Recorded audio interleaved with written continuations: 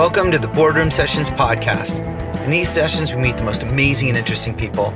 We learn about their passions, their business models, cool new technologies, and of course, their lessons on personal growth. I hope you enjoy.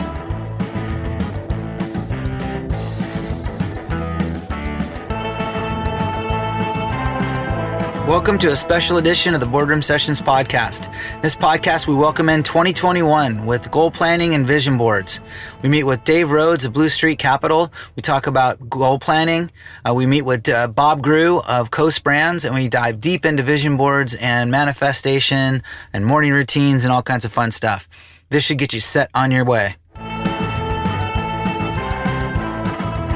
Dave Rhoads, welcome back to the Boardroom Sessions podcast, brother. Mikey Miller. You're the only guy who can get away with calling me that, man. Bob too, right? Well, Bob Groux, yeah, I guess Jeff did too, you know? East Coast. We would be having this conversation. We have been having this conversation with or without the podcast. So I thought it would be good again. We did it last year and we got a great response, so we would do it again. So this is 2021 goal planning as we would do it. So for the Boardroom Sessions podcast here, we're going to go and break it down. You and I have both a ritual of making this happen. This is different than our vision board sessions, right? Which are dreams and aspirations and a little bit of manifestation and magic that goes into that. This is way more the tactical line of thinking, right? These are the things we're going to put down, hold each other accountable to. We break it down on a yearly, monthly, weekly basis, and we make sure that we go through this deal together. And starting with the end in mind. That's right. And ultimate end. The ultimate end. And it carries on way bigger than the year, but we can measure in a year increment, right?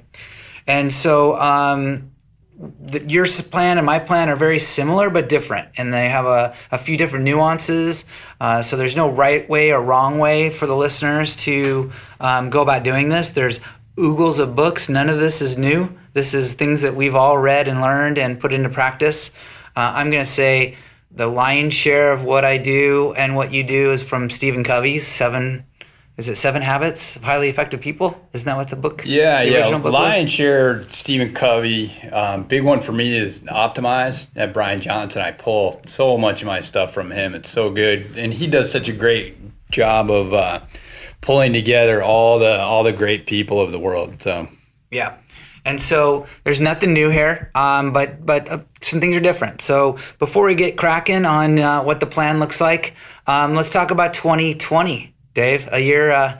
We have one or two more days left of the year here as we're recording this. And how was your 2020 outside of all the chaos in the world? No, when this first went down, I posted a favorite book of mine called Anti-Fragile, right, where the harder things get, the stronger we get, and that was the first thing that came to mind when this all started coming down. Is it sucks in so many different ways. In a lot of ways, we could sit here and talk about that for the next hour, but ultimately, when things get hardest, we get strongest. That's what we do as human beings. So, how was the year according to the goals that you set? I'm always my worst critic, so it was okay. I think if I had to assign a percent to it, I'm probably about a 70 to 75%. Okay. A lot of miss on the business side, but that's okay. But the business is surviving. The business is still doing well. You still are hiring people, so things aren't tragic. You're doing better than some. Yeah, exactly. We're in business. It's actually where we've had some. In segments of the business that have gone down, we've had segments that have gone up as a result of this. So all in, we're about even on it. So it's good. So one of your personal goals I'm aware of, because you and I had the same goal, and that was to surf 100 days this year, right? Yeah. Smashed it. Did we not?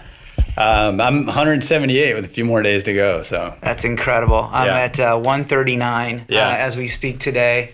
So good distance behind you, but both of us just smashed 100 days this year. Yeah. No, there's upsides to this whole mess.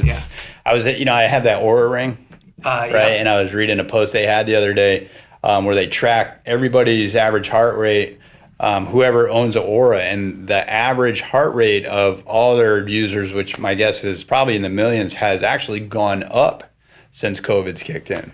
So people are relaxing. People are being healthier as a result of the trend is a positive trend. It's a positive trend. Yeah, it's crazy. The news won't report that, but yeah. So everybody's average heart rate has gone down since this whole mess gone down. In. Sorry. Right. Yeah. Sorry about that. Yeah. So that people are calmer and cooler, right? I guess they're not traveling as much. They're not as stressed out. They're not in traffic. Yeah. Yeah. They're on vacations can be stressful events for people. So. Yeah.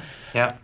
So for me personally, I learned some new habits in 2020 that I never would have before, right? I learned how to work from home, which was the biggest habit so far. Yeah. I had a mental thought process that I needed to be on the road, dressed and out of the house, crashing my clients' offices, sitting in boardrooms and conference rooms and Starbucks for networking meetings. And if I had an hour on the calendar, I needed to fill it constantly. Mm-hmm. And I broke that habit, and I learned how to work from home. I think I'm more productive in the time that I'm there. Right. It's created some new challenges, like how to block personal time, when to block mic time, like my productivity time. Mm-hmm. I need to walk away. I've learned how to turn my email off for periods of time during the day for an hour block or so, where I can then focus on doing the work that needs to get done. I have more meetings, back-to-back meetings, than I have had because I can fit more in a day.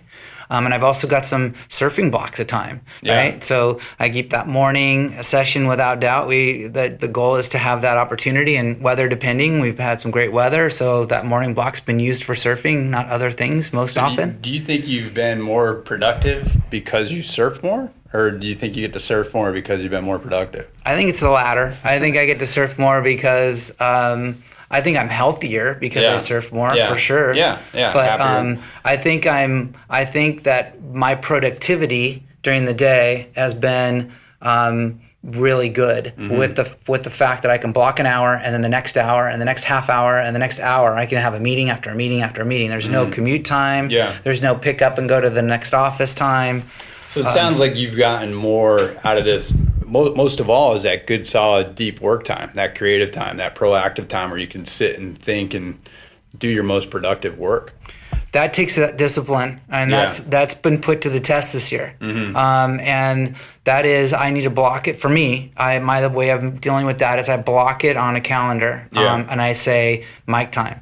And when I do that, I literally shut down my office, my Outlook window, shut it down, turn my computer down, or if I'm using the computer to do work, I'm not watching. I don't have any pop-ups or any indicators, and my email's off while I'm in that mode. Yeah. And that way I can get things done. And it's a discipline thing. I've had to learn how to make that time happen. I feel like that ties into the habits we're about to talk about a little bit. Yeah. If you can develop a habit of, that creative before reactive, taking that first 60 to 90 minutes of a day and sitting there and thinking and really doing that hard work at the best time. Mine's the morning, other people it's late at night. It kind of depends on the person. That would be a great habit to install.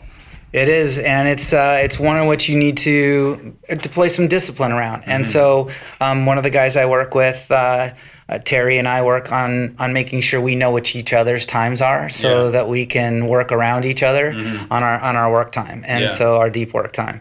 And so that's been working. 2020 wasn't all bliss. There was some loss we've dealt with. You and I have lost a very, very close personal friend, and I just lost another buddy the other day, and that's weighed heavy. That's weighed heavy on me and heavy on our friends. But at the same time, you and I, as typically we do in our lives, we take that into a whole new meaning, right? What can we gather from this, and what can we take away from this, right?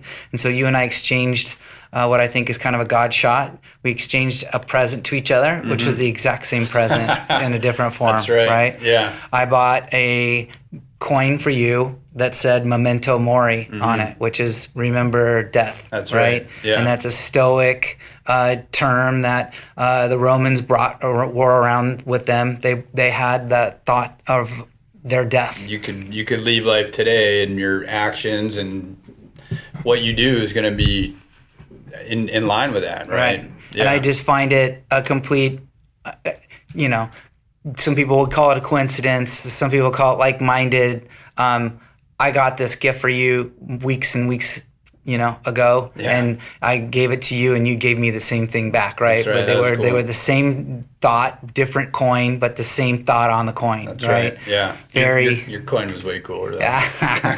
I think in terms of a good goal, and I know we'll get into this a little bit more, but a good goal for you, for me, for anybody is return the boon, right? It's like we all learn hard lessons in life, and when we learn those hard lessons, I feel it's a responsibility for us. And the more I think through it, what's my boon that I need to return to the world? What hardship did I go through that where I've learned a lot, and I can go out and share that with somebody and perhaps help them not hit that same pothole that I hit.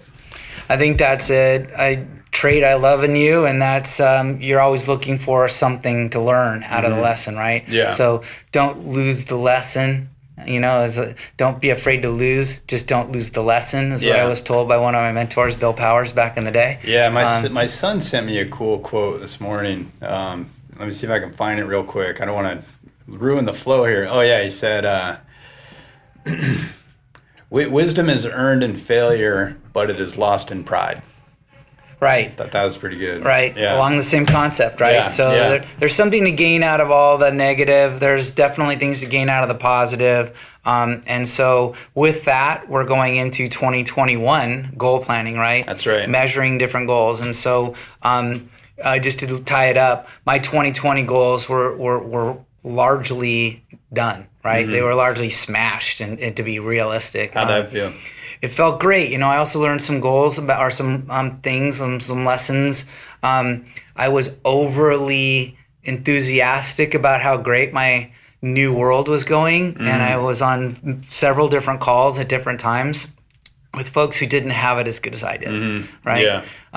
For one of my clients on a call, I was bragging about how great my day was and surfing for the second time that day by the time we had our meeting, and she was telling me how her special needs kid was home from school and there was no school for him, and how her life had been impacted by that, and how her job was likely going to be impacted. And I had to reel that back, and I had to realize that my over-enthusiastic self sometimes is not always welcome, right? And so it's kind of a different deal.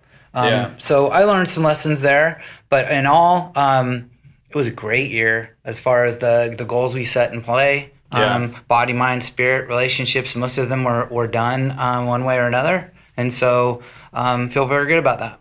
So as we go into 2021 goal planning, let's talk about the high-level concepts that we operate from, right? Sure. So you and I always begin with the end in mind, right? So I think so, yeah. Tell us about that. Well, it's real simple, and again, Stephen Covey, he done a great job of preaching this, but the eulogy, right? There's a YouTube, if you Google Stephen Covey eulogy exercise, where Stephen Covey? where you imagine yourself at your own funeral, and you have your family talking about you, your spouse, your kids, your work, your community. What are they saying? What do you want them to say?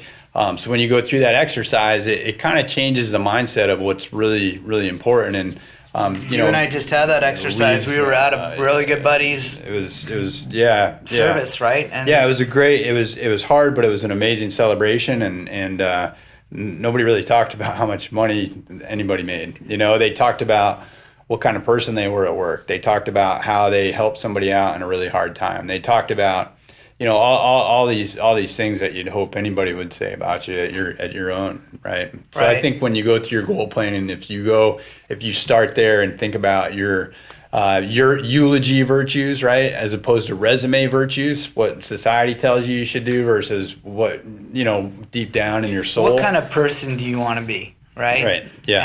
And you have the opportunity to become whoever you want to be. That's right. Right. And so now, today, today, yeah, right. It doesn't. Memento mori. That's YOLO. right. Yep. Whatever you want to. Whatever code you want to live by. Yeah. Do it now. Yeah. Right. And so as we get cracking on 2021 goal planning, we think about beginning with the end in mind. That eulogy, right? So you start with the high level. Who do I want to be? And you take that goal and you start breaking it down. That's right. Yeah. Just get the mindset in the right place, and ultimately, where do I want to be at the end of my life, right? And then kind of back that down into, well, what do I need to be doing this year?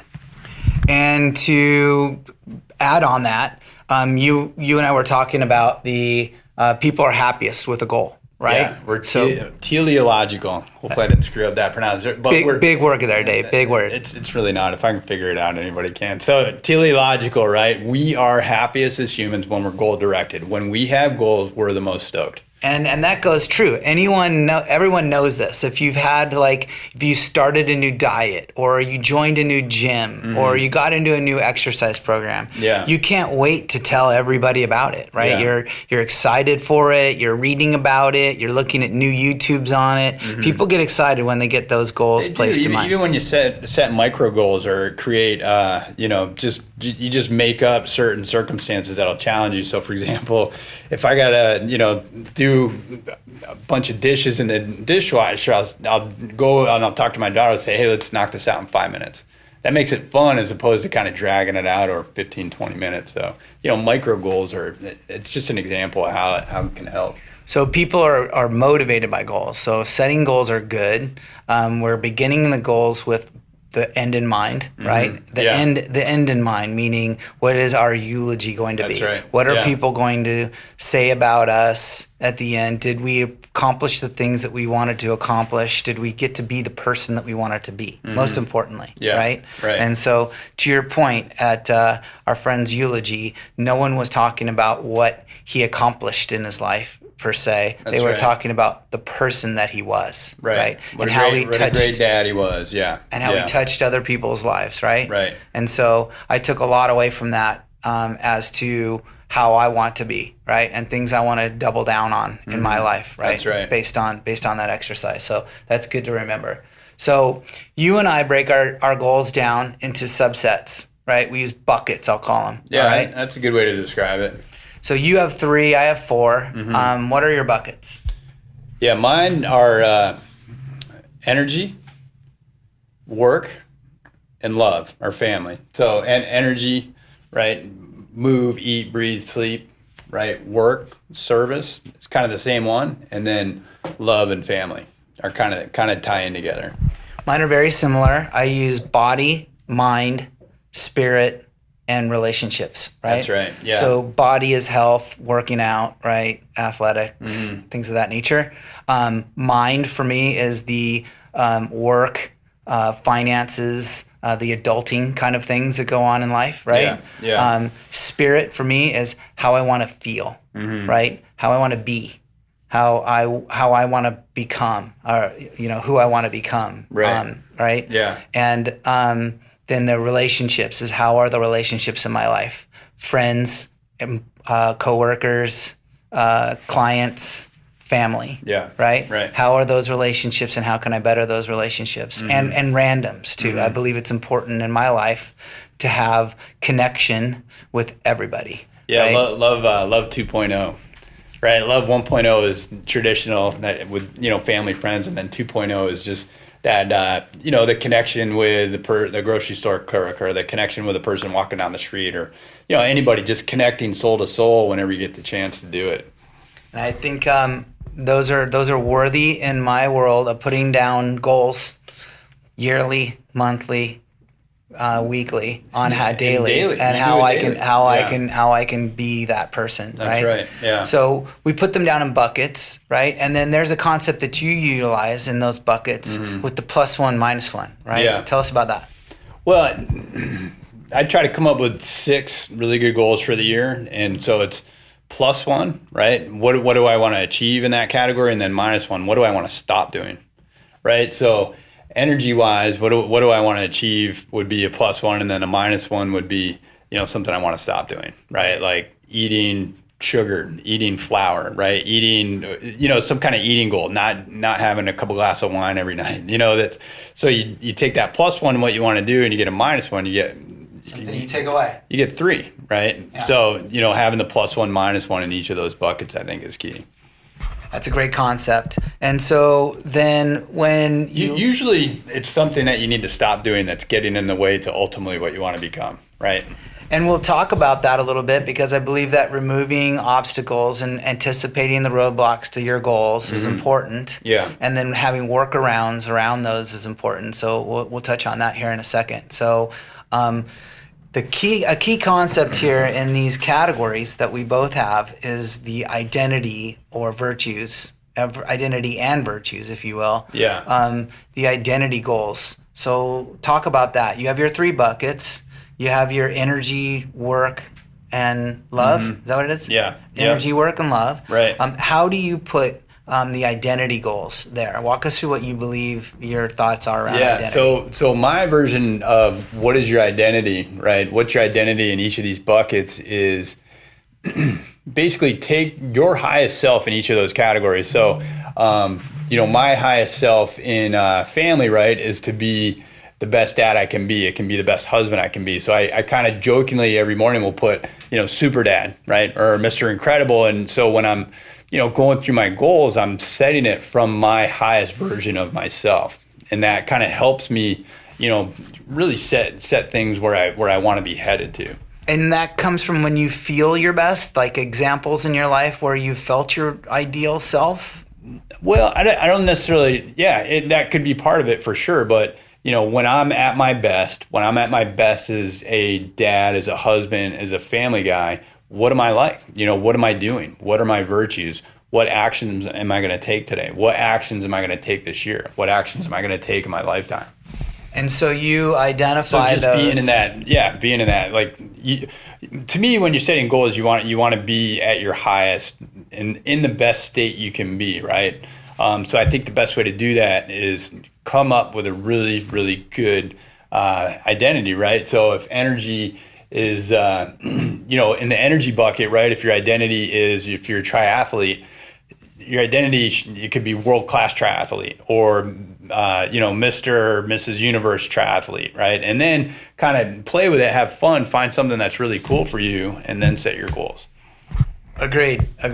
And so there's also a concept in there of a dream team, right? Yeah. So people that you emulate or want to emulate. That's right. People you think of that identify that trait, right? That emulate that identity in your mind, right? And so for me, I have a concept in body, right? I think of guys like Laird Hamilton, for example, right? And so in all transparency, I've never met Laird. I've heard him 100 times on 100 different podcasts or what have you. So I got an idea of what he is. But to me, the ideal of that guy is a guy who eats healthy, he eats whole foods, he's principle-centered on what he eats because he treats his body like a temple, and he's pushing his body to the max, right? He is well beyond the norm and always pushing the limits of what's going on. And playing at a high level at 57 or 50, I don't know what he is, but just playing at a high level, and there's no sign of letting up whatsoever. I think that's a great one. That's a perfect one. He will drop anything he has going on in his life if there's a swell. He'll get on a plane and fly to Portugal to go to surf someplace, anywhere that there happens to be a swell. So he's a guy who's that's just the ideal that I set. And I think to myself in moments like when I'm hungry and I'm about to eat something, I think sometimes, what would Laird eat right now? That's right. Yeah. And what would Laird not eat right now? What would he not eat? Right. And I know enough from reading and listening to him that he would not eat a bunch of the BS that's available to me most of the day. Eat whole foods, right? Right. He would eat whole foods. Three food rules. That's right. Don't drink your calories. Eat whole foods, right? And then the third one, eating sunset, right? Yeah. Try to get it done before 2, 3, 4 hours before bed if you can. Right. Those are very good. If you just did those, you'd be doing a lot with your goals, right? Yeah. And so I have multiple people throughout those categories of mine that I look at and I put on a dream team. And I actually have pictures of them on my vision board. That's a different conversation we'll have later with Bob Groux. Yeah. But I have photos of those people. I'm looking forward to hearing that, by the way. I've never done a vision board myself. You have not done a vision board? No, Well, 2021 is going to be your first one. I think so. Yeah. So. No, I'm looking forward to that. So good. So back to our buckets. We have our buckets and we're setting them up, right? So for me, body, mind, spirit, and relationships, right? I have a virtue for every one of those, right? Yeah. And these come into play in my routine, and these come into play on the daily for me, right? Yeah. So for body, for me, I am an athlete, right? It also fits into an I am statement that I use in my morning routine, right? And so with that, I can set monthly, quarterly, yearly, weekly goals, right? I can set goals around that I am an athlete. What does that look like, right? Life goals, right? Right. Yeah. And so I have one of those for every category, right? They are, I am an athlete. I am live in abundance, right? I live in abundance for mind. For spirit, it's I'm here to help, right? Yeah. I am of service. Right. And relationships, I'm about love, right? It's all about love. And so I have those things that are there, and I then set an overarching goal. We're going to call it the one goal, right? And so giving some kudos to Gary Keller and Jay Papasan, the one thing, the one thing, right? The one goal or one thing that makes all things irrelevant or infinitely easier. Is that what it is? Yep, pretty much. Yeah. I mean, that's exactly it. Either the one thing, what's the one thing you could do that would make everything else non-existent? You don't have to do it, or just make everything else easier. Exactly. So I start each one of these categories of mine with a yearly goal that makes everything else fall right into play. Yeah. Right. So let's take the body category for me. Right.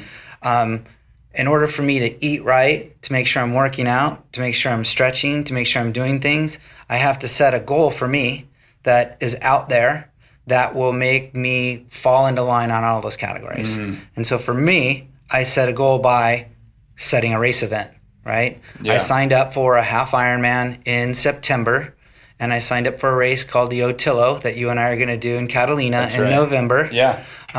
Which is a run, swim, I think 6 times or something like that. Very long, lengthy race. Yeah. Both of those are very stretch events that I have in order to do well and to do what I want to do at those races. I have to work out regularly. I have to eat like an athlete. I have to train like an athlete. Sleep like an athlete. Sleep like an athlete. Eat like an athlete. Yeah. Which in turn is going to make you a better family person, right? Because you're going to be on your A game. You're going to be positive. You're going to be in the right mindset. You're teleological. You have a cool goal that you're going after. Yep. So that's And the it'll primary. make you more dialed in at work, because you'll have to be super disciplined at work as well to work around that schedule.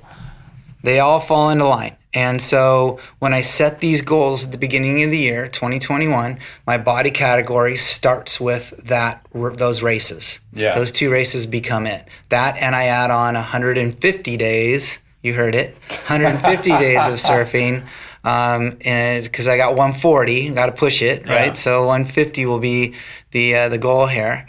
And so with those goals, everything else kind of falls into line. So how does that tie into your jumbo goal, right? Your eulogy goal? Right in line. Yeah. Right in line. Yeah. So I think so. Walk us through yours. Walk us through my what? Your jumbo goal, your eulogy goal. Well, my favorite jumbo goal is surf with my great grandkids, which if you kind of back it out, there's a lot of things you have to be doing really well. Of course, you got to get lucky. I think genetically you got to get lucky, but who knows what the heck science is going to come up with over the next 20 years. If knock on wood, things happen, but just even if I didn't hit it, it's a great guiding star, right? Maybe I'll get to that distant shore, but it'll always be an amazing guiding star for me, because first and foremost, I'll have to be a great dad to my kids, where they're going to actually want to hang out with me, where they're going to want their grandkids to hang out with me, where they're going to want their own kids to hang out with me. You have to stay fit enough. You have to stay fit. Surfing. You have to. It always comes back to eating right for me. I think I used to think it was kind of a 50-50 working out versus nutrition, but I feel like health and longevity. It's so nutrition is everything. So they fall in line to the big master goal. Right? Yeah, absolutely. So then we have at the year level, you also have a one big goal that kind of has everything else fall into line with it, right? Yeah. And so, or a category of several goals, if you will, and that those all fall in line, right? That's right. And then so the practice comes in writing these down for 2021 and setting your year, right? That's right. Then you and I practice an exercise where monthly we have accountability. Right. Right. So we've had conversations typically happening in the water where it's saying, what are you going to do this month? Yeah. Right. And it's, how's your week looking? How's your week looking? Yeah. Right. Yeah. How's your day look today? Right. Right. And so we do it on a daily, weekly, monthly to try and get toward that yearly goal. That's right. Right. And so I don't think there has been a time in the last year that we weren't checking in on each other's surf count, right? Because we know that goal of 100 days in the water, it was fun for us, right? And we checked in and we made sure we were accountable to each other for those. And so accountability partner is a very important factor here. That's why I think when you're setting goals, they do tie back to your virtues. Because one of my virtues is fun, right? Celebrate, being playful. So when you're setting your goals, dial it back to do they line up with my own personal virtues, right? If you want to make $1 million, that's great, but does it fit into your virtues? Does it fit into your service to your family? Does it fit into your energy levels? So the other practice that we do that makes sure, for me personally, is to make sure that I have a daily routine, right? Of inspecting my plan, right? Yeah. And so this is very different than my to-do list. I have a to-do list and a planner sitting right here with me at all times. Anybody who knows me knows I'm old school and I learned this from Stephen Covey. I still use the same methodology for writing my to-do. Still write it down? Still write it down. Yeah. But that is more tactical for work-oriented things that need to get accomplished, sure. right? Yeah. And there's a home little place on there that I do things for the home. That's different. What I'm talking about is my morning routine. Right. So we'll dive into this with Bob Groux as well. But the morning routine that I do and you do are different but similar. And so at one point in the morning, every morning before I hit the bricks working, right? Typically for me, it's after a workout, right? When you're in a good state. When I'm in a good state, I've taken a cold shower. I've gotten through my sweat. I sit in a quiet place, and I write in a journal. I do a gratitude list. All right, I write a list of things that I'm grateful for in my life. I write a list of intentions for the day, how I want to be, back to my virtues, back to my identity. In all 4 categories, how I want to be today, right? And then I will even put sub goals in those, right? What am I going to do? What am I going to do today into those categories, right? Yeah.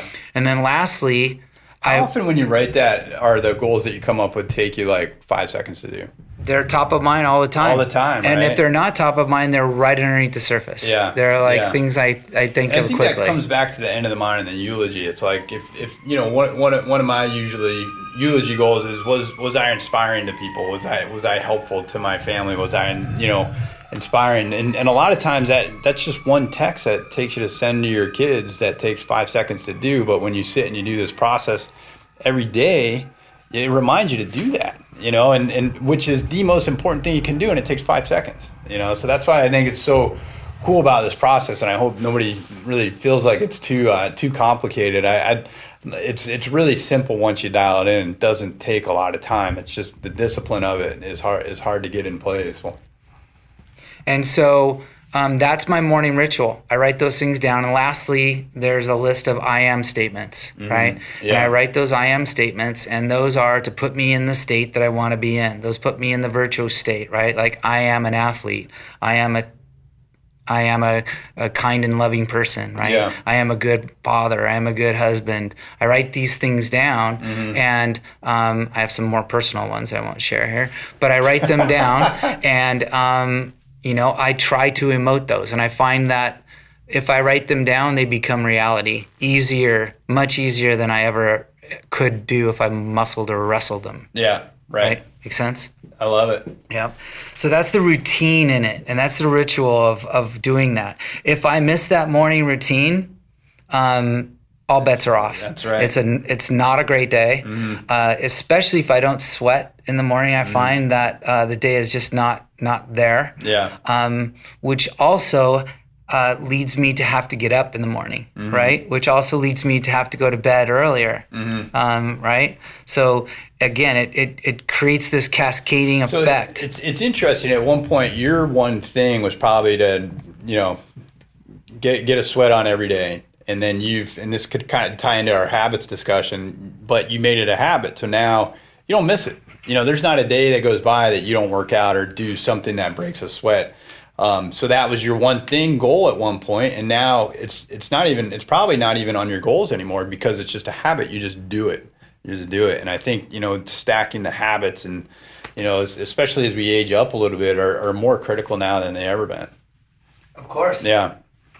And so, well, I'm not aging up. You're aging up. Oh yeah, I am aging up, and I'm not aging up fast enough because this triathlon, I'm still in one of the older age group buckets. But I'd like to age up. Maybe I'll get a piece of crystal or something like that, but not this race, I don't think. That's right. So let's talk about some of the fundamentals that you use. So you have a list of fundamentals that you operate off of that are in your routine, that are in your thought process every day. What are those? Yeah, there's 7 of them, right? And so we're talking fundamentals. We're talking in terms of sleeping, eating, moving. I call it prospering, right? Thinking about a better future. Having hope. Celebrate, which kind of falls in gratitude as well. Focus, which is key. Getting rid of all the noise, all the tech, all the phones and the TVs, and having that good, from Cal Newport's book, deep work, time blocks. That to me is the most important thing that we could be doing as business people and as human beings. And then finally breathing, right? And real simple, nose breathe in and out of your nose all day, every day. So let's talk a little bit about some of those things that you're doing. So this is, again, things that you utilize to areas to put goals for the day. That's right? Well, goals for the day, but also sleep's always a big challenge for me, right? In my energy goal, sleep will probably be my one thing, right? If I can dial in my sleep, I know I'm going to have a much better chance of being successful in the rest of, in every other facet of my life. So I'm thinking in terms of, just as I think through my 21 goals, sleep is paramount, right? And largely ignored. There's a lot of great books, a lot of great material out there now. So that's going to be a big focus of mine. Move is, what do you do for exercise? What are you doing for your workout? But more importantly, what are you doing the rest of the day? If you go out and exercise for an hour and then go sit in a chair the rest of the day, it's almost worse, or what do you do? Are you walking over the course of the day? Or you're getting up, or you're doing a couple push-ups here and there. So. And you use a standing desk at work? I do. Yep. I've had a standing desk for a long time. Before they had standing desk, I had to plop boxes up because I had hurt my back so bad from not taking care of my fundamentals. It forced me to stand up all the time, and I've been doing it 15 years now. So, and you also work a 5-hour workday, right?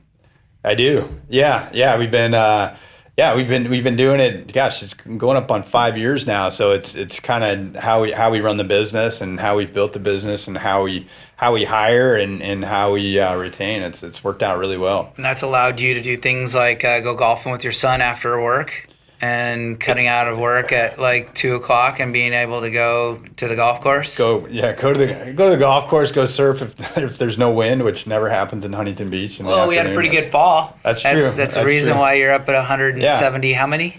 178. 178. Yeah. So we had some very good fall days. That's right. how the double dip days came about.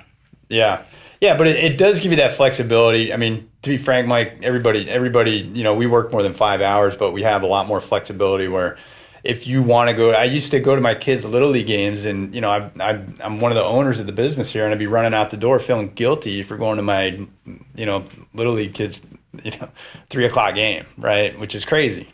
So it's given us that focus time as a business, and then we're spending a lot of time, especially during busier times of the month and quarter, helping our customers where we can. Right.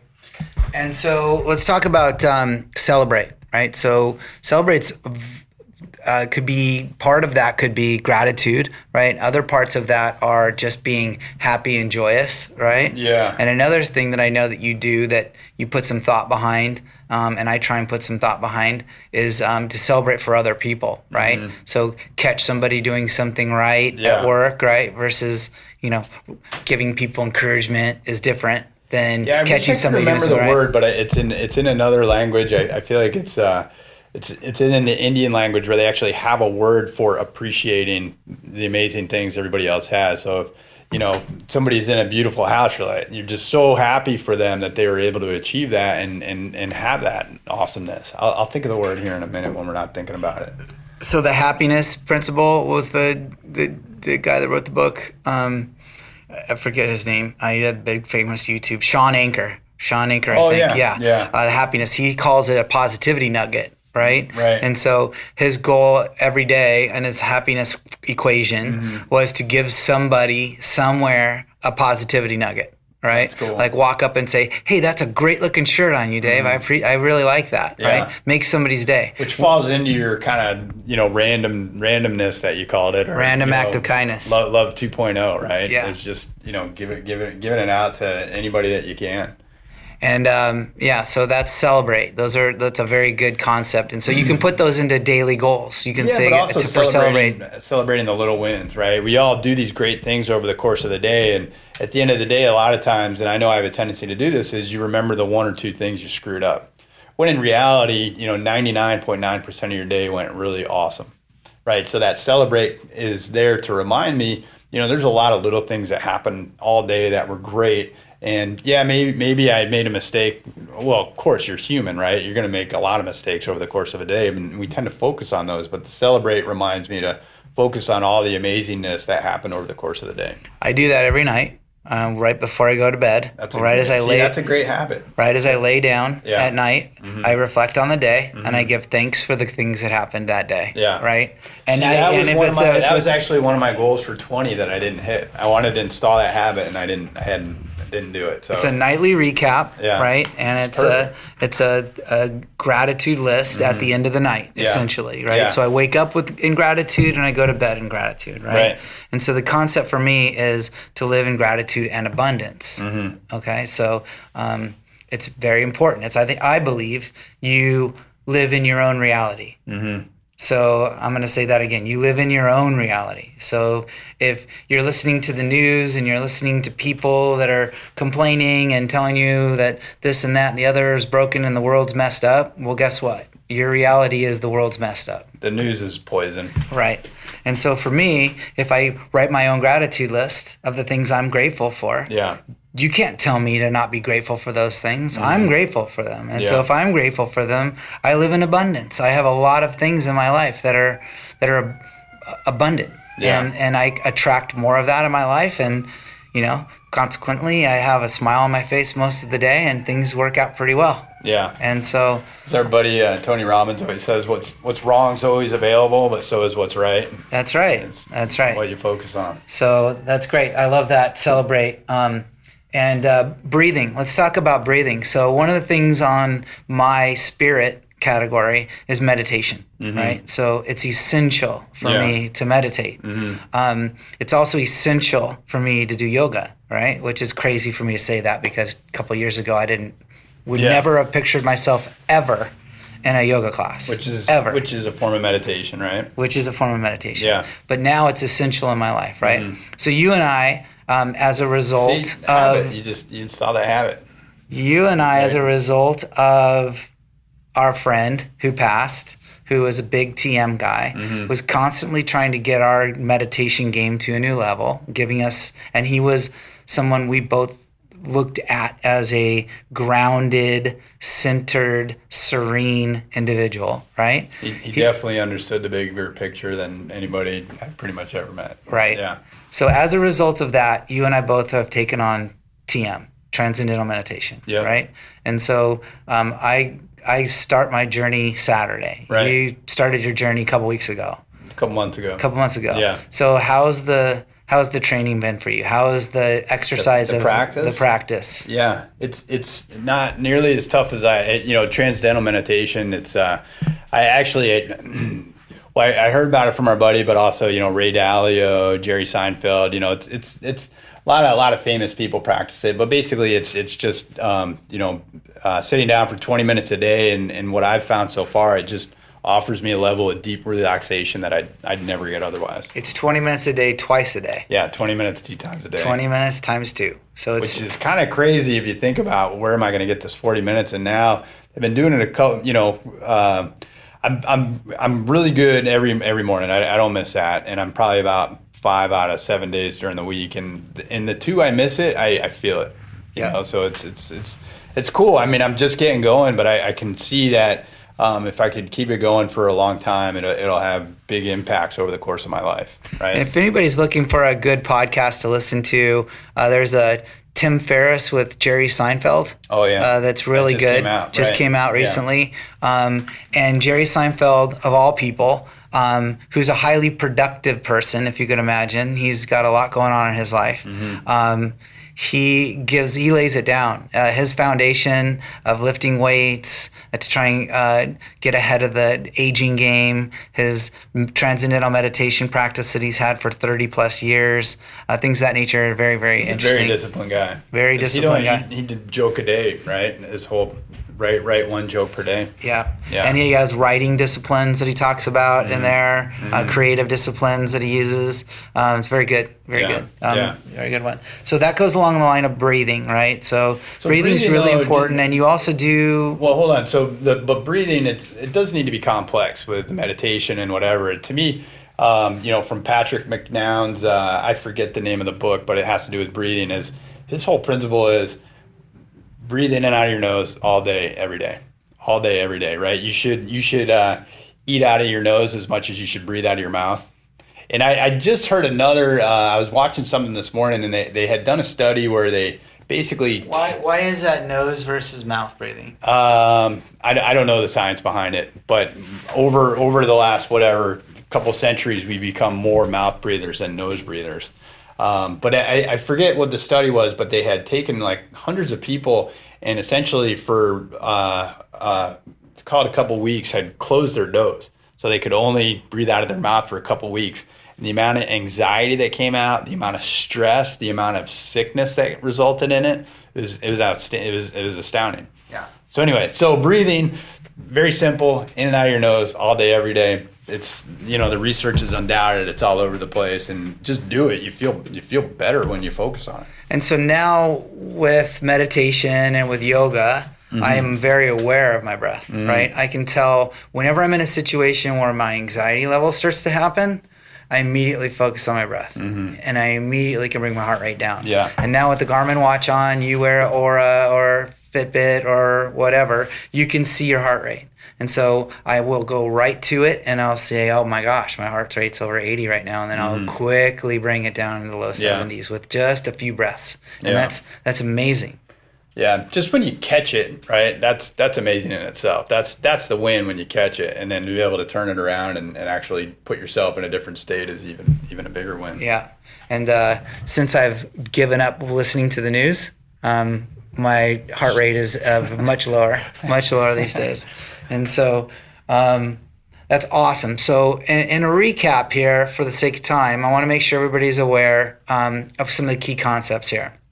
So revisiting the concepts, begin with the end in mind, right? That's right. And when we mean begin with the end in mind, people often think the end goal, right? Well, I'm literally suggesting you begin with the end in mind, right? Like your demise, right? Your eulogy, right? Right? Which could happen today? Which could happen tomorrow? What would you want to be? Who is the person that you want to be? And it's never too late. Right?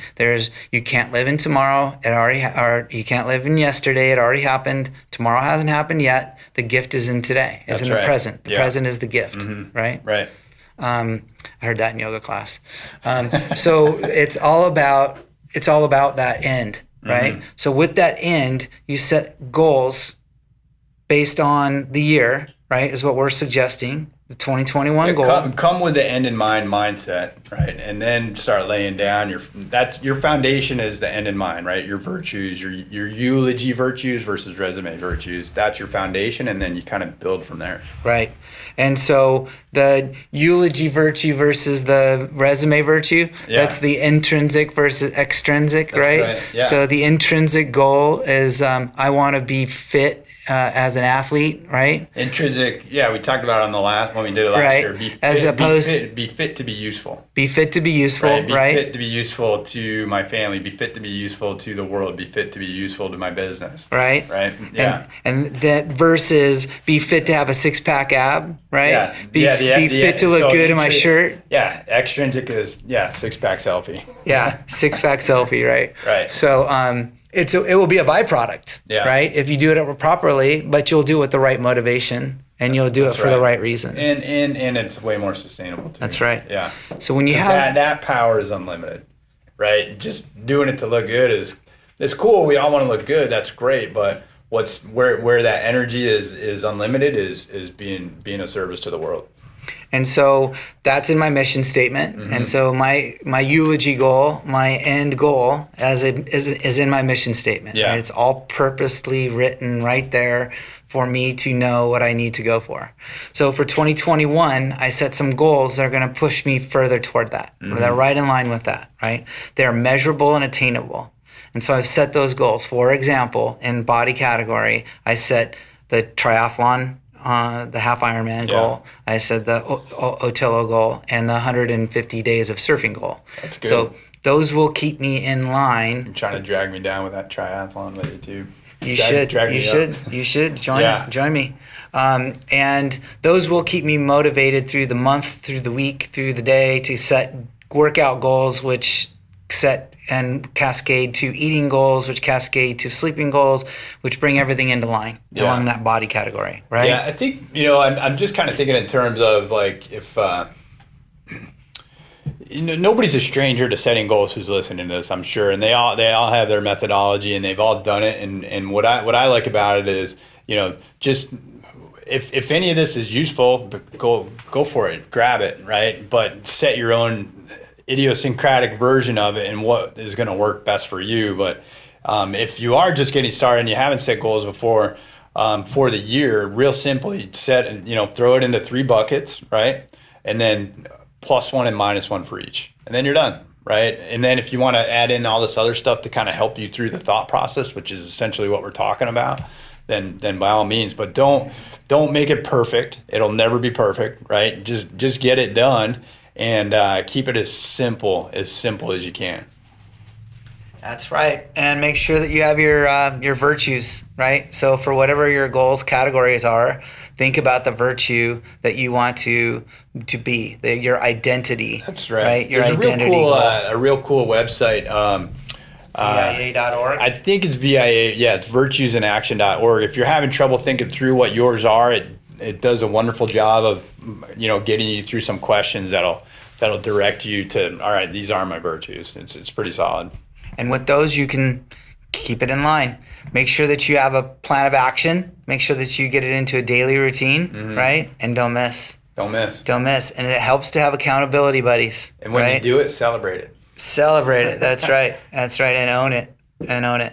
So wishing you the best 2021. Can't be any worse than 2020.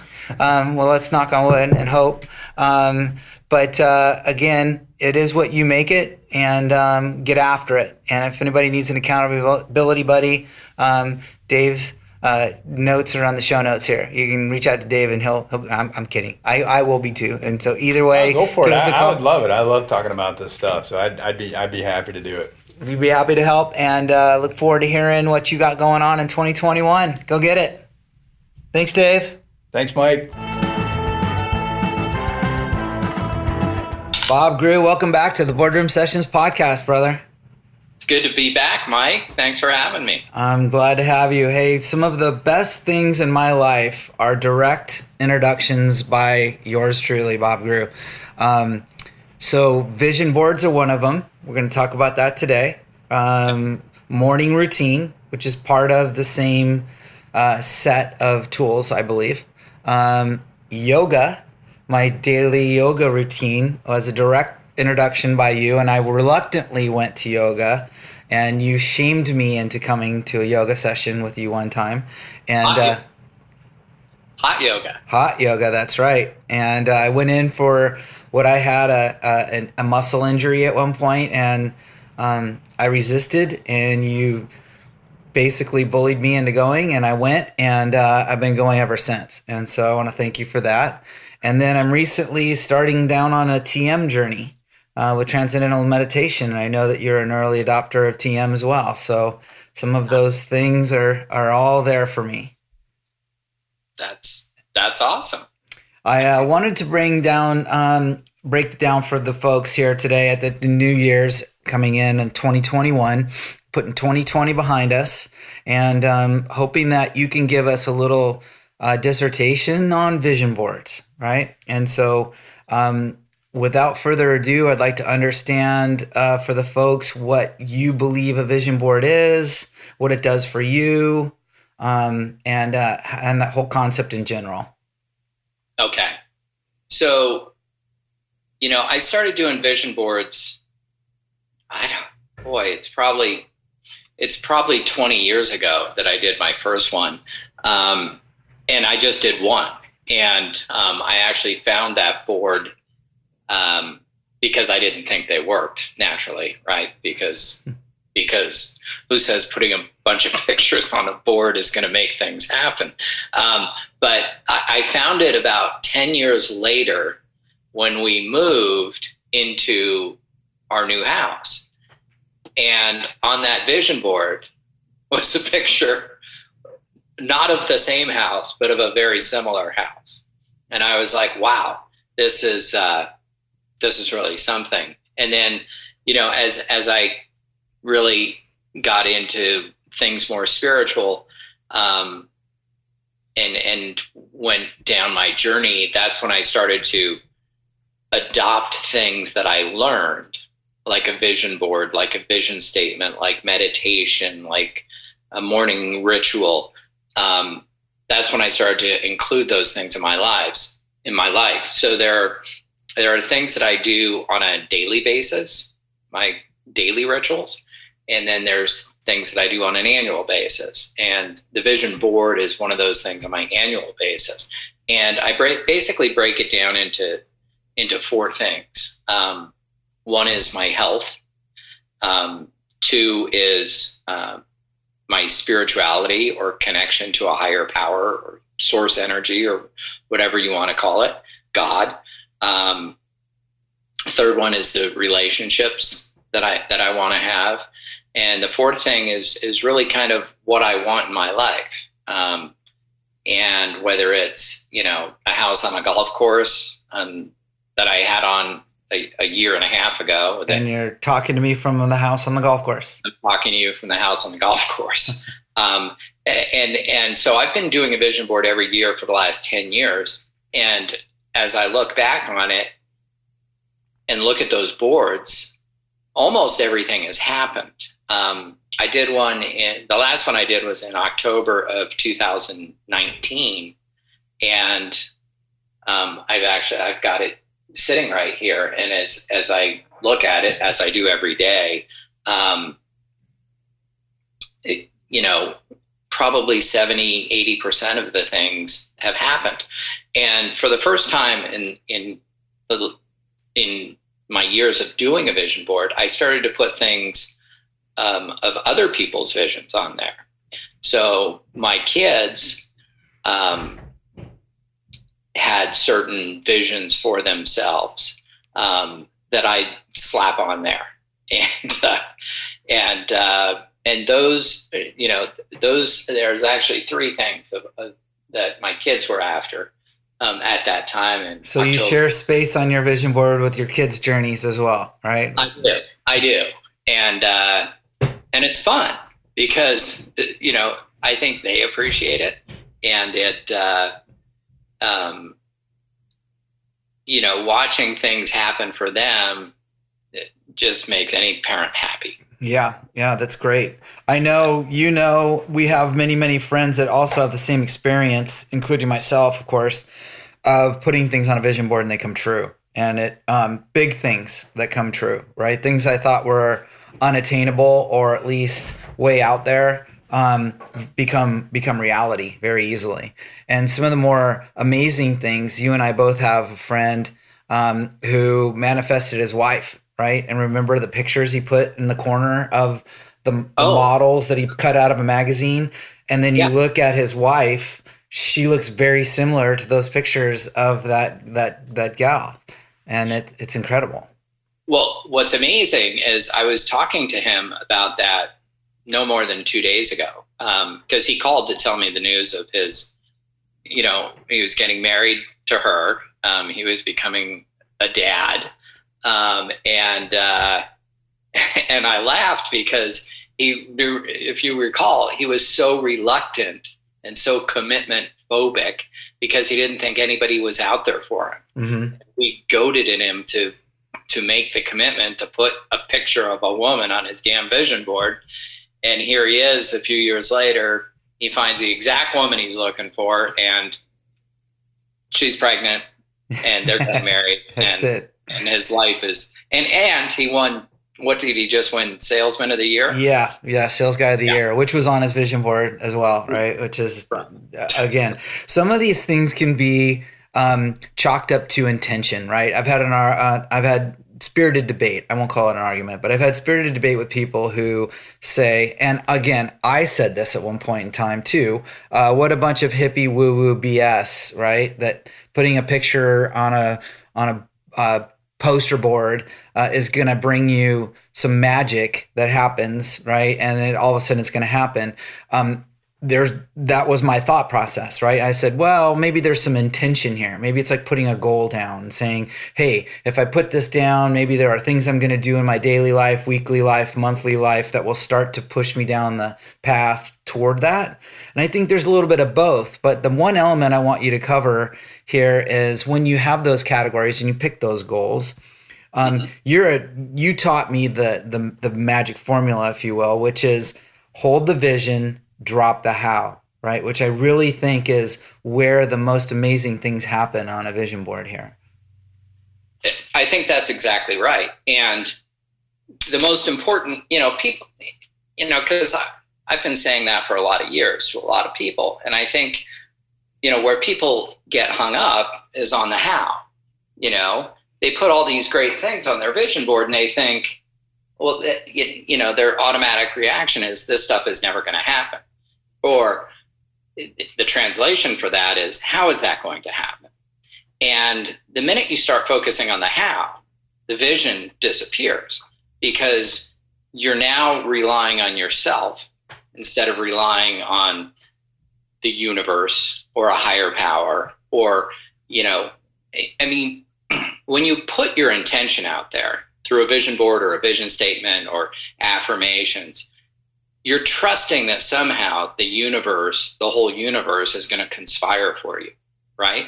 And I used to think the same way until it started to happen for me, and then I was sold, and I've just been, putting the pedal on the gas ever since then, because holding your vision, you do that with a vision board, you do that with a vision statement. Dropping the how is harder to do, because everybody wants to know how that is ever going to be possible. Right. How it's ever going to be possible. Right. And so we can use an analogy, right? Like say, let's say on your vision board, it's, I want $1 million, right? I want $1 million in cold green cash in my bank account, right? Right. The first order of business people do in their head is, wow, that's unattainable. I don't make that kind of money. I don't have that surplus in my budget. I don't know where that money's going to come from, right? There's no way that's going to happen. I can't plan that. Or if I do, I need to plan, it's going to be more than a year out there. I don't see it. That's not a vision board. A vision board is saying, I have faith. I believe that this is something I want, right? I'm going to put my vision toward that, and I'm going to drop the how. But there's action as well that needs to be taken place, right? So you need to get into action to move yourself that way. And one of the analogies you gave me in that exercise of the $1 million was you said, what can I do today, right now, to make a couple bucks? Any amount of dollars I didn't have yesterday, right? And you said, go to your garage and find out some stuff that you can sell on OfferUp, right? And there you go. There's $40, there's $50, there's $60 that you didn't have yesterday. That literally, that step, that first action step toward those vision, right, is all you really need to do and continue to take, and then have that vision. Yes. And it is, action step. You can't put something on a vision board and just stare at it and never move, right? you've got to get out there and do stuff. It's, the old adage, faith without works is dead. So you can have all the faith in the world, but if you're not taking some action towards that, then it's not going to manifest itself. Right. I'll give you a good analogy. My son Chase, right? He's up on my vision board. I'm looking at it now. I did this vision board in October of 2019. So it's about 14 months ago. And Chase, at the time, was played on a high school football team, right? He was not a starter. He was small, 5'8", $125, and if they had a lead by, 40 points, they'd put him in. And, and that was great. But his dream, his vision, and he kept visioning this for himself, was to, be a part of a state championship team, and to start in a big game. And, and I've got pictures of him up here, and of him in his football uniform. And then I put I cut out a picture that I Googled of a state championship ring, right? And put it up there. And, in order to win the state championship, you got to win CIF. I think you have to win 6 postseason games to get to the state championship. And long story short is this was 8 weeks before. It was 2 weeks before the playoffs even started, and they kind of knew they'd make the playoffs, but they got to the playoffs, and they kept winning, and they kept winning, and they kept winning. And after every game, he would come back home, and we'd look at the vision board, and we'd look at the state championship ring, and then in mid-December of last year, they made it to the state championship game, and he was a starter. He started on special teams. And I sat there in the stands with 5,000 people as a dad watching this, 5'8", 125-pound kid that had a vision start in a state championship game, which of course they won. And he's got a ring that's identical to the one on the board. So, does everything happen on a vision board? No, not right away, has been my experience. And, but a lot of things do. And so the odds of something like that happening are at least 1,000,000 to 1, right? That he would be on one of 2,000 teams that would, go to the state championship and win it. B, that he would be a starter in that game, at his size with, kids that were, 6'5", 260. And 3, that they would win the game. So, the beauty about a vision board is there's no harm in doing it, right? There's no harm in doing one. If you want to get to where you want to get to on your journey, there's nothing lost in doing one, right? Right. And so walk us through how you pick some of those. So you told us about the categories, right? So I have very similar categories. They came right from your directions: body, mind, spirit, and relationships, right? Which is very similar to your categories. So you have the categories, and then you start to pick some things that you want in your life. Right. In those categories. Right. And I jot those things down. Whether it's what I want to look like, what I want to weigh, and I'll Google pictures of guys that are in great shape or in the shape that I want to be in. I'll put, if I'm looking for a loving relationship, or a partner, I'll put some symbol of love up there, because I don't want to get too specific with a picture of a woman that she has to look like this, because I think that women are more than just their looks. From a financial standpoint, there's a pile of cash sitting on that board right now. And then I've got, pictures of things that I want in my life. As you know, I'm divorced, but I've got a picture of my family, the four of us, because we're still a family. And that was important to me to put on there, because we are still a family. We might be a different sort of family, but it's played out beautifully, and we all get along, and we're still tight. So, of course, there's a picture of a house on a golf course too, which, I moved 5 months ago, and so that's on there.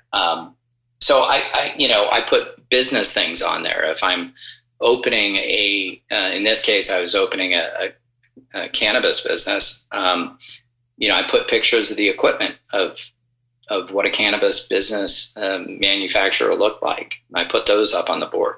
Of course, I opened that 2 months ago. So, those are the kind of things. But you can Google. You used to have to cut them out of magazines, but now you can Google pretty much any picture. Yeah, that's how I do it. Yeah. I go and I find the picture that gives me the most feeling toward that, right? One that gives emotes the most energy out of me toward that. That resonant. Yeah, for sure. Yep. Yeah. And so on some of these goals, are your goals way out there? Are they ones that you think through that you can do in 12 months? That's a good question. I used to, 10 years ago, when I really got into doing vision boards, I used to put things on there, and then I'd be disappointed if they didn't happen, and then I was talking to a mentor of mine. He said, Bob, just because it just means they haven't happened yet, so I've got I've got pictures of destinations, for example, that I want to travel to. I really wanted to go to Greece and Hawaii this year, but COVID hit, right? COVID happened, and I didn't get an opportunity to do that. But that doesn't mean that it can't happen. Right. It just means that it hasn't happened yet. You've also told me it hasn't happened yet is one, but the other one you told me was or something better, right? And so, or something better. And that's happened on my vision board. I literally put down a financial number. I put the number in big, bold face number of money that I wanted to amass, or something better happened. And by the way, there was no possible way I could have drawn a linear line to how I would have gotten to that number.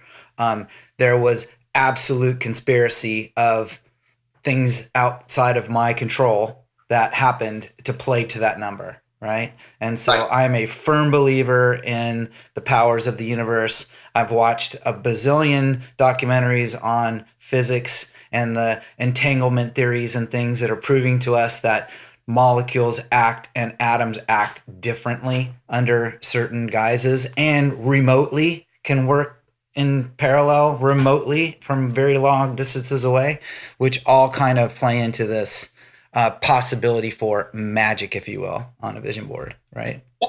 And there are things outside of a vision board. I recently I wrote out a check to myself for a certain amount of money, and I put it in my wallet, because that's the amount of money that I would like to have to retire. And it says, to Bob Groux for services rendered. And I got that idea from the actor Jim Carrey, who put he was broke, and he wrote a check out to himself for $10 million for acting services rendered. And I think it was 2 years later. I forget the role that he got. It was the pet detective role. Pet detective. Right. Yeah. And his pay was $10 million for that film. Yeah. So there's a lot of things that you can do. I mean, I couple vision board is something that's visual that I look at every day, that I stare at every day, that Now that I live alone, I keep it right in the kitchen next to the coffee maker, so I don't miss it. I see it, a dozen times a day. But, but there are other things that I do with it, like a vision statement. Sure. And, sure. So that vision statement is a business purpose statement, right? It's like a mission statement, if you will. Well, it's, mine is fairly lengthy. It's a full page. Lengthy. Yeah, it's a full page, typed. It's 6 paragraphs, but it talks about, it gets more specific than a vision board, right? So it talks about, from a physical standpoint, what I want to look like, how much I want to weigh, how do I eat? Do I eat healthy, right? It talks about my relationships, not just with my kids, but it talks about relationships that I want to have, okay, that are down there. And then I get more specific about what that looks like. I get very specific about my business goals, how much money I want to make. And then I get really specific about my spiritual life and what I do every day to maintain that, or to improve it, or to increase my conscious contact with God. And then I close it off with, how my life is, but it's written as though it's already happened. Correct. That's the key. You're already there. And so it helps you be able to visualize the end game of being in that, right? It also helps you emote that emotion of where you're at there, right? And then the key I would say is you can get grateful for what you feel you already have before you have it. That's exactly right. And, I keep mine on my nightstand. It's the first thing I do every morning, is I read that. So I read that before I get out of bed, before I have coffee, before I see my vision board. I read that vision statement out loud, unless I have company. Right. And so this is moving into the morning routine, right? So your morning routine starts with you reading your vision statement, right?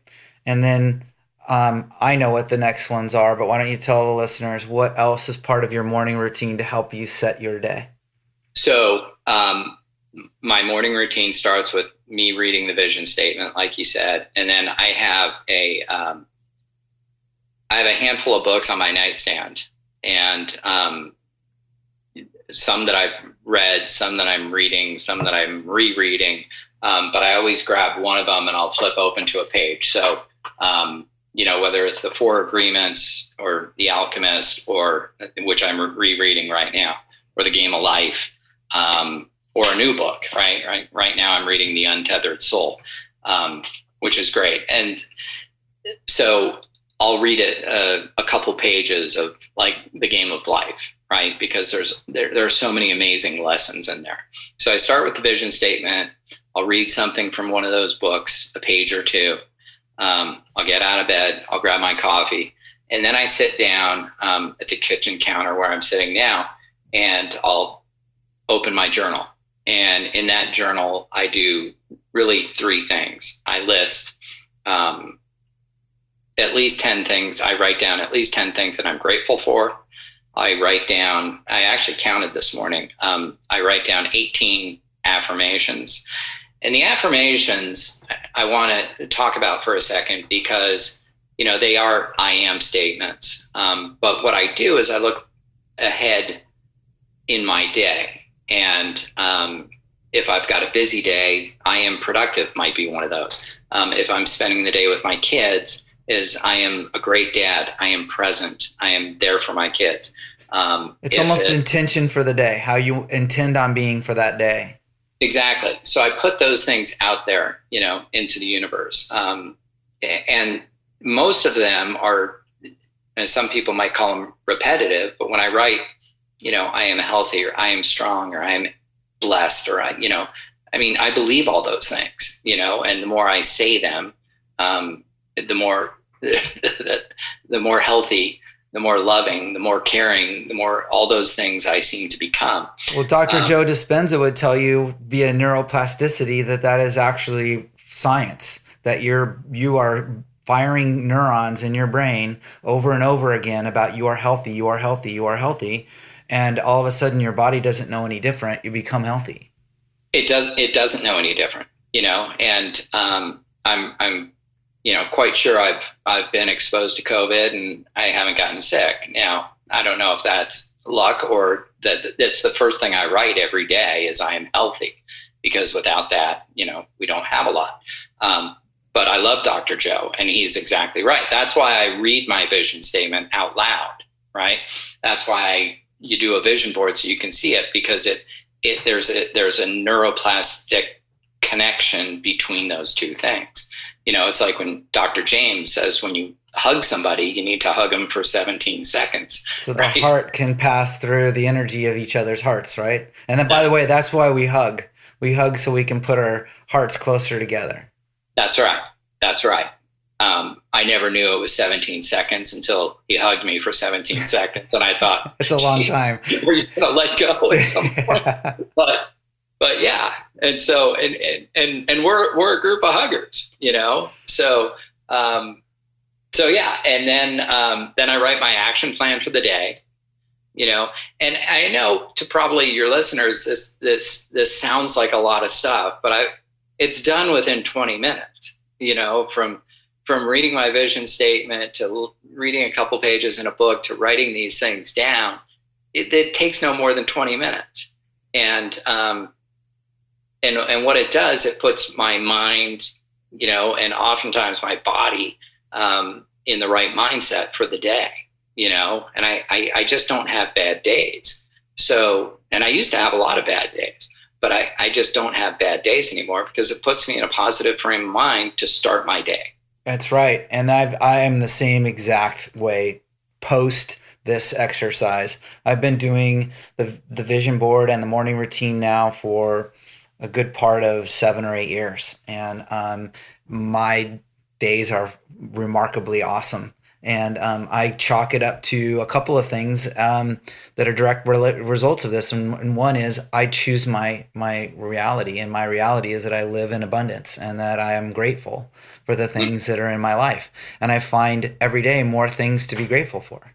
And, I'm grateful for this process and learning these things. Yeah. And when you mentioned gratitude and being grateful, all these things put us in a state of gratitude. And one of the things I learned from Dr. James is that gratitude is the closest vibrational frequency to happiness, and you and I both know that grateful people are happy people, and those that aren't, right? And so, if I want to be happy, I need to be grateful. And if I want to be grateful, I've got to do that routine every morning, and here we are on New Year's Eve, and again, I'm repeating the same things that I've done for years now, and that puts me in the morning ritual puts me in a good frame of mind every day. But the annual ritual, which is, I read The Alchemist every year for 10 years now. Yeah. If you haven't read it, it's such an amazing story. And it kind of encapsulates what we're talking about here, right? It's getting on that journey and searching for that treasure and believing, coming to believe that everything's going to work out the way it's supposed to. And it does. And it does. And it does. And sometimes it even works out better than you thought it was possible. This or something better still. That's right. Yeah. And the gratitude exercise for me at the beginning, writing a gratitude list for me started with, and I want to be very clear to the listeners, it started with shit could be worse. That was how it was for me. It was like, well, at least I'm not there, right? At least this hasn't happened yet, right? Or those are the kind of ways in which I started. I started from that mindset. So I didn't wake up one morning, with rainbows and sunshine. I started off with this very kind of reluctant like list of, oh, well, right? And it was a comparison mindset, and it was a mindset of other things that were, eliminated in my life quickly by the exercise of daily being thankful for things that have happened to me today, or being thankful for things or people I've met, or being thankful for whatever. And you start this list of little things like I woke up in a warm bed today, right? I have a roof over my head. I have people in my life that smile when they see me, that kind of thing. My dog wags its tail when it sees me, you know what I mean? Those kind of things started. That's how small they were. Now they're these very large things in my life that I'm grateful for. Yeah. Yeah. And the thing about what you're talking about is that it works both ways, right? Gratitude will put you in a positive frame of mind, right? But that negative stuff will just beget more negativity, right? So if you're waking up every day saying, well, at least this didn't happen, guess what? There's a good chance that's going to happen, because if you're always waiting for the other shoe to drop, the other shoe is going to drop. Right. And that's pretty much a guarantee. So, I've had that discussion with people that, have that mindset. Mm-hmm. And when they change it, because a lot of times they'll say, Bob, I got to do something different. I got to do something different. I'm in this rut. I'm in this shitty place that I've been in for a long time. How do I get out of it? What do you do? Why do you wake up so chipper every day? And I don't wake up chipper. I wake up like the same as everybody else, and sometimes I've got aches and pains, and sometimes, my mind isn't in the right place. But as soon as I jump into that 20 minutes of ritual, I'm out of that. And so I'll teach them to do what I do.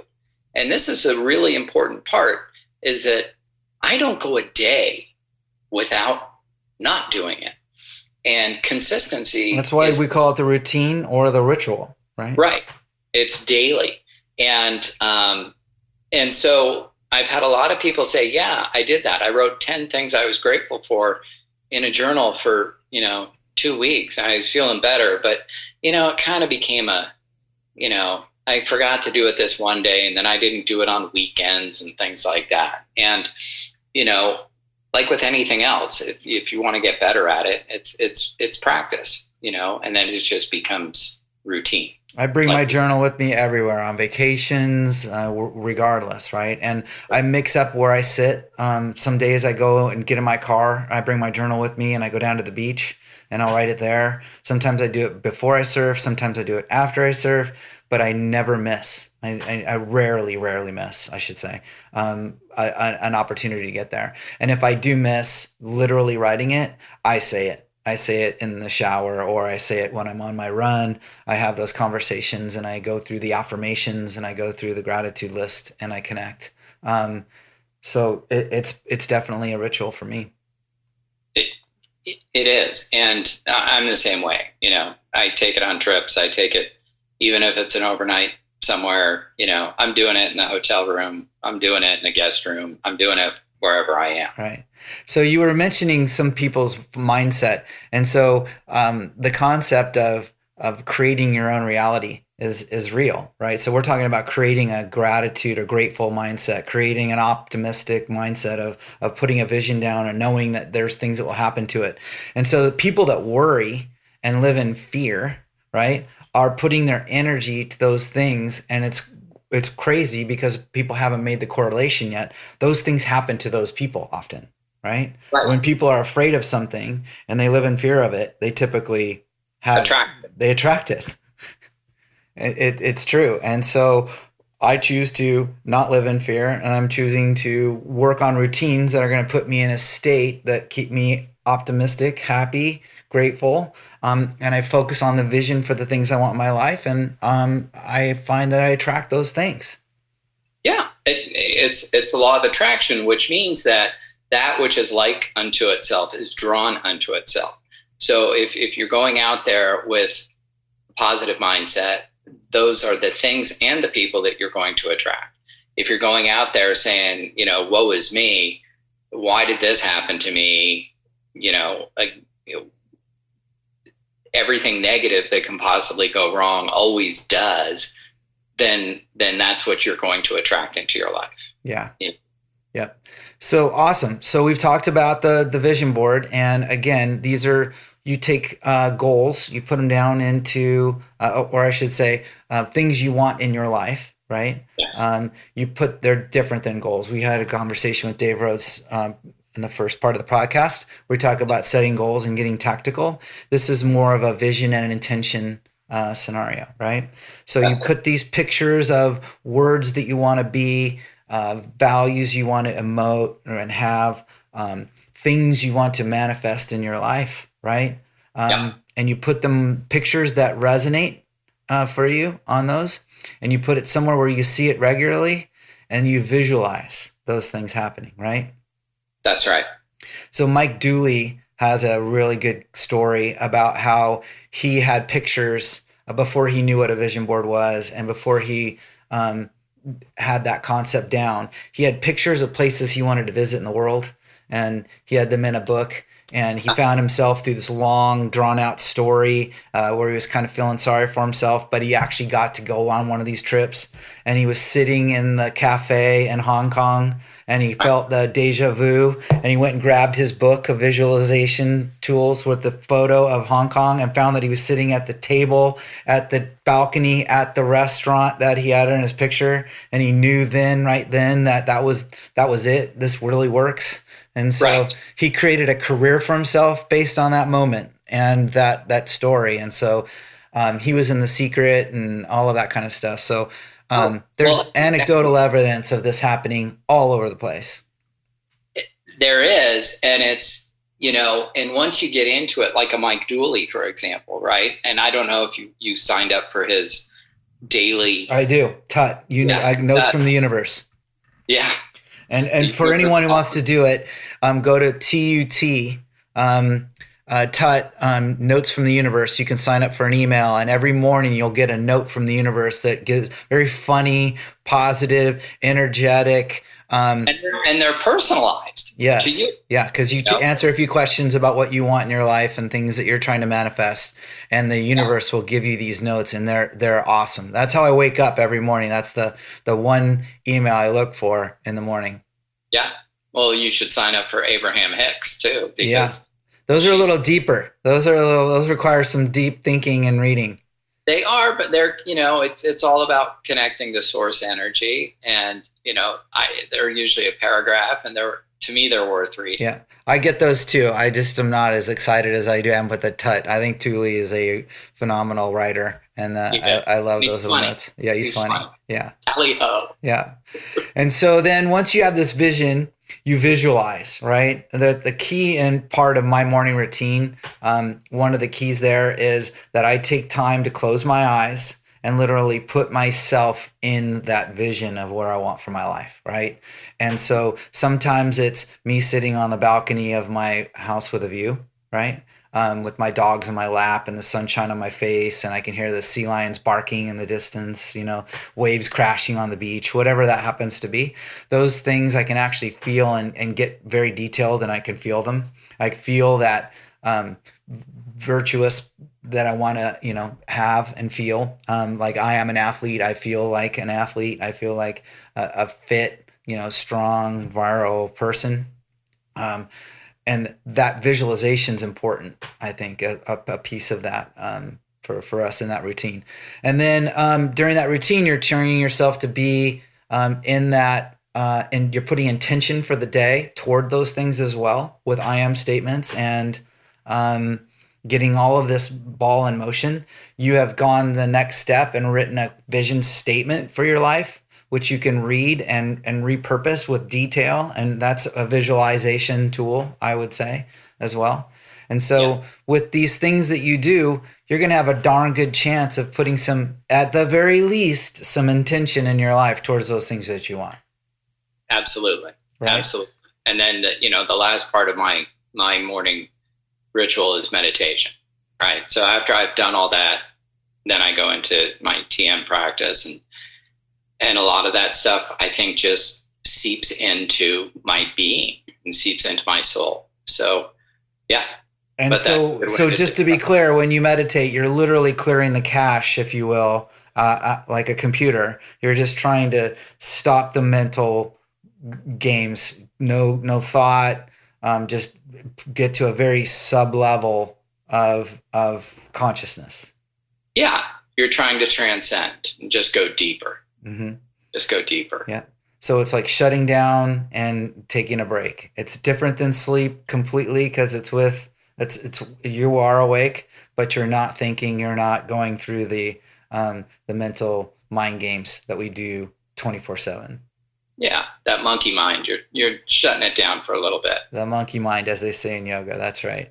That's right. That's right. Yeah, just giving it a rest. Awesome. And if anybody wants to hear another really good anecdote about Snapple and meeting the owner of the Dallas Cowboys, go back to the Bob Groux episode we heard earlier, because that's a true vision statement, vision board story that has some magic involved in it, right? And people. And I've always found in my cases, there's introductions to people that happen where there are connections that I meet with people, or people bring people to me that help me along the line, that I think is part of the whole magic process of creation in these visions. It's all magic.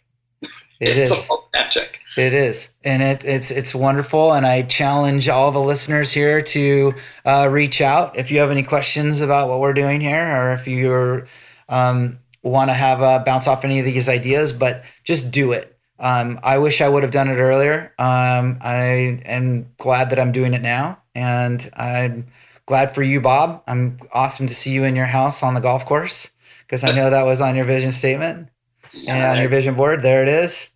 Yeah. And I can't wait to compare vision boards here in the next week or so. That sounds great. Thanks for having me on, Mike. You're welcome, Bob. Thank you very much. Hey, Mike here. Hope you liked this boardroom session. Please check back to your future sessions, as we're recording a new one every month. If you want to reach out, look for me on LinkedIn, or send me a note at mike@sidepath.com. That's Mike at sidepath.com.